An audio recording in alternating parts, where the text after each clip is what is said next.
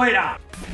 Non mais attendez, est-ce que vous vous rendez compte qu'on est dans un pays où on a 15 000 prévisionnistes, entre l'INSEE, la Banque de France et Bercy. 15 000, pas les plus mal payés, et ça fait bien l'équivalent de 60 000 infirmières. Bon, 15 000 prévisionnistes, à la moitié de la collecte, à la moitié, tu sais, à 100 euros près, on se trompe de 20 milliards une première année, 40 la deuxième, 60 en deux fois, mais donc, et on passe, et puis, mais on a un problème de fonctionnement.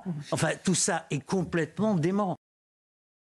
Alors Philippe David, quand on entend Jean-Louis Borloo dire 15 000 statisticiens, c'est pas facile à dire, avec autant d'erreurs, est-ce que c'est encore supportable aujourd'hui? Alors j'ai la plus grande estime pour la capacité inventive de Jean-Louis Borloo. On dit souvent de lui qu'il a une multitude d'idées, mais qu'il doit avoir à côté de lui quelqu'un pour les organiser. Mais en réalité, vous l'avez dit Philippe, il me semble que sans porter l'opprobre sur ces prévisionnistes, peut-être que le problème de la France est sa complexité inutile. En effet, j'ai cru comprendre qu'il y avait au moins 3 organismes pour faire à peu près la même chose. Et vous savez, vous, pour vous être parfois trompé, à quel point il est difficile de prévoir l'avenir. Mais on peut en tout cas considérer que si on recentrait, si on resserrait, eh bien, un organisme unique dirigé de main de maître ne commettrait pas autant d'erreurs. Ah, je vois que Sébastien Ménard attend son tour. Il est parti comme une balle. Sébastien Ménard. Ben moi, je suis content déjà de retrouver Jean-Louis Borloo dans le débat public parce qu'il nous avait fait défaut. On retrouve du grand Jean-Louis Borloo. En clair, il est en roue libre, c'est-à-dire qu'il snipe tout le monde dans tous les sens. Mais je ne sais pas s'il a besoin d'être accompagné pour organiser ses idées. Mais en tout cas, ça fait 30 ans qu'il a plutôt des idées et qu'on aurait été bien inspiré. Et qu'on ne l'écoute pas. Voilà, exactement. Et qu'on aurait été bien inspiré de l'écouter un petit peu plus. Alors après, en même temps, il enfonce des portes ouvertes là. C'est que on a 15 000 statisticiens, on a des organismes qui peut-être se tirent la bourre, se font concurrence. Et qui ne produisent pas, ne remplissent pas la mission qui devrait être la leur, parce que comptabiliser... Ce qui est dommage au prix que ça coûte. Non mais on est d'accord. Le but est quand même d'organiser stratégiquement les grands travaux de notre pays, d'anticiper les tendances, d'anticiper aussi les coups fourrés que peuvent nous réserver des partenaires commerciaux, économiques ou diplomatiques.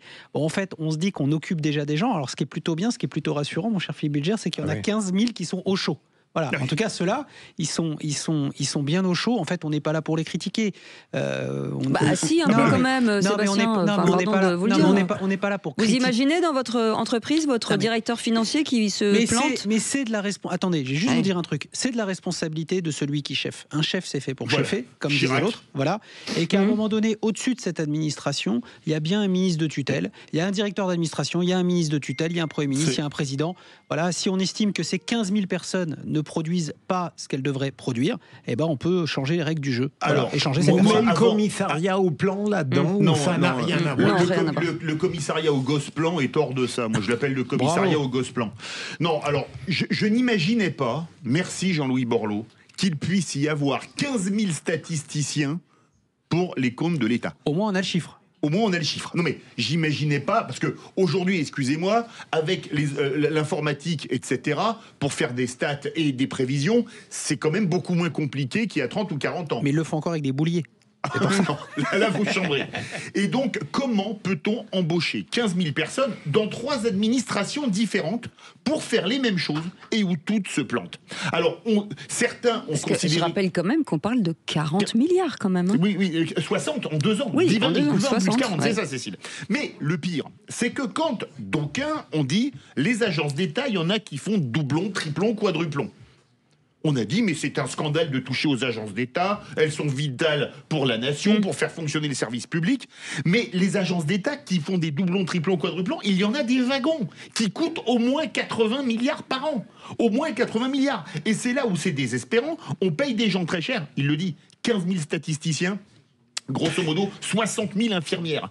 Est-ce qu'on se rend compte qu'on passe 8 heures sur les brancards dans les urgences des hôpitaux? C'est quand même complètement dingue. Je ne peux pas croire, Philippe, tout de même, que ces agences fassent rigoureusement la même chose. Certaines font rigoureusement la même chose sur des sujets, bien sûr que oui. Allez. J'ai juste calculé combien ça pouvait coûter, 15 000 agents à peu près de ce niveau-là. C'est 1,350 milliard d'euros. Arrêtez, j'ai envie de pleurer. Allez, on fait une pause, on revient dans un instant. 0826 300 300, qu'en pensez-vous? Alors j'imagine que c'est l'indignation parce que on se pose toujours des questions. Et quand on a lu ça, entendu ça avec Philippe, on s'est dit mais est-ce que c'est vraiment vrai?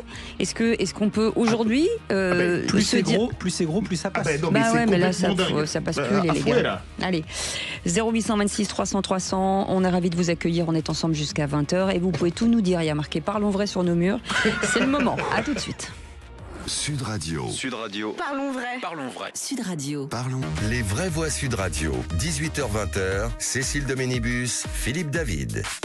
Et on est ravis de vous retrouver avec Philippe David avec ce numéro de téléphone 0826 300 300. Et puis je rappelle, il y a toujours un petit jeu qui court là. Hein. Je vous le dis tout de suite. À la bonne heure. Bah oui, il y a toujours un jeu là. Il y a toujours notre montre Kelton, la marque icône pop de l'horlogerie qui vous attend. Ben, c'est facile pour la remporter. Je vous explique. Vous prenez votre portable, vous écrivez Sud SUD et si vous l'envoyez au 7 20 18. Allez 7 20 18. Ce sera, j'espère en tout cas pour vous. Et on va revenir sur ce débat qu'on avait il y a quelques instants sur ce que disait Jean-Louis Borloo, 15 000 prévisionnistes et 60 milliards d'erreurs, donc c'est-à-dire 20 milliards une année, 40 milliards d'autres, et c'est ulcérant. Je pense que les gens qui nous écoutent, d'abord on a du mal à imaginer ce que c'est que 40 milliards, puisqu'on ne l'a jamais eu dans sa poche, mais c'est odieux en fait. Je peux vous dire ce que ça fait à peu de choses près. Notre armée se plaint de n'avoir qu'un seul porte-avions. Oui. Avec 40 milliards, on fait 10 porte-avions Charles de Gaulle équipés avec les Rafales, les missiles, les protections, etc. Ça en fait 10 en 2 ans. Fin de la blague. En même temps, ma chère Cécile, et si je ne suis pas aussi indigné que je devrais l'être, c'est que je n'ai jamais surestimé les capacités de performance de l'État et de ces structures-là. À la limite, elles peuvent faire mieux. Hein, c'est une évidence. L'un n'empêche pas l'autre. Oui, c'est vrai. Mais disons, je n'ai jamais pensé que ces structures, ces organismes, ces prévisionnistes, même dans un corps unique, feraient des miracles. Moi, la question, c'est toujours de se dire si cet argent était le leur, et ce serait géré certainement autrement. Dans une entreprise privée, ce serait pas géré comme ça. Sans copinage, sans rien. En fait, Jean-Louis Borloo vient de nous expliquer pourquoi, depuis 8 ans et même au-delà, on a dépensé des milliards auprès de cabinets de conseil. Oui, mais c'est terrible. Oui, mais c'est peut-être aussi parce que en interne, on n'était peut-être pas capable. Je grossis le trait, je fais exprès d'être. Mais tout ça. Après, c'est toujours intéressant peut-être d'avoir un regard extérieur quand vous n'êtes pas dans la machine. Ça, je peux comprendre. Vous avez 15 000 personnes qui se plantent de dizaines de milliards. Vous avez probablement, parallèlement à ça, pour des centaines de millions d'euros ou des milliards de commandes publiques, j'ai pas le chiffre, de commandes, d'audits, etc., avec autant d'experts, de consultants docteurs, je ne sais quoi. Et qui sont toujours là. Et qu'à la fin de la fin, on arrive à une telle situation.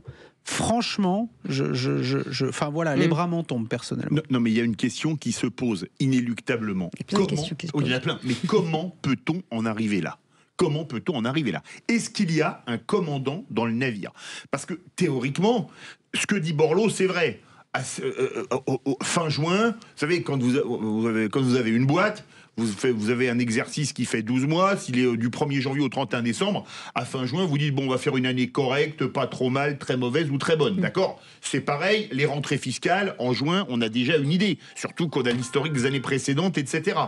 Et il n'y a aucun correctif. On a l'impression que chacun en fait des statistiques dans son sens, dans son coin, et qu'il n'y a aucun recoupement, et surtout pire, c'est comme les rapports de la Cour des comptes. La Cour des comptes pond des rapports, et il n'y a jamais ou presque de conséquences. Le seul rapport qui a eu le rapport qui a eu le plus de conséquences à la Cour des comptes, pourtant c'était pas le plus coûteux, mais c'est celui qui a le plus fait scandale, c'était l'affaire Crozemarie avec l'ARC, l'association de la recherche sur le cancer. Mais sinon, on se dit finalement, c'est comme la Cour des comptes, on paye des gens très cher pour rien. C'est l'autre vice français, vous les dénoncez très justement, c'est le fait que ces structures, non seulement sont parfois un peu parasitaires, superfétatoires, mais qu'elles ne s'entendent pas du tout entre elles.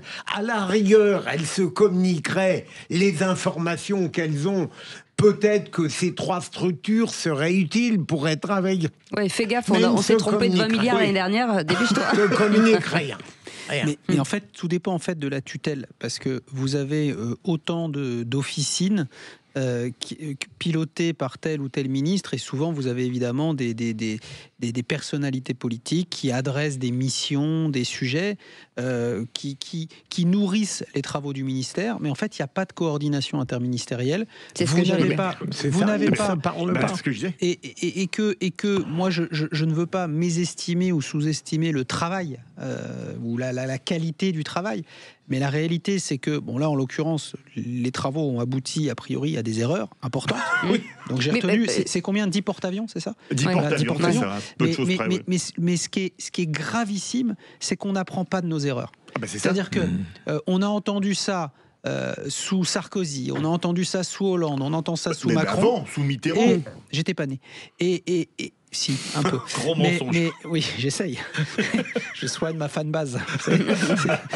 Mais ce qui est juste dingue, on n'apprend pas de nos conneries, on n'apprend pas de nos bêtises, on n'apprend pas de nos erreurs. Ce qui est fou, c'est que c'est très encadré pour un chef d'entreprise, c'est très encadré pour chacun, et ça devrait être très encadré. Peut-être que. Mais parce que les finances publiques, dans la tête, dans l'inconscient collectif, les gens ont toujours estimé que c'était un tiroir-caisse sans fond. C'est ça. C'est ça le problème. Mais c'est ça. C'est ça le sujet. Mais c'est ça. Mais surtout que pendant des années, ça marchait.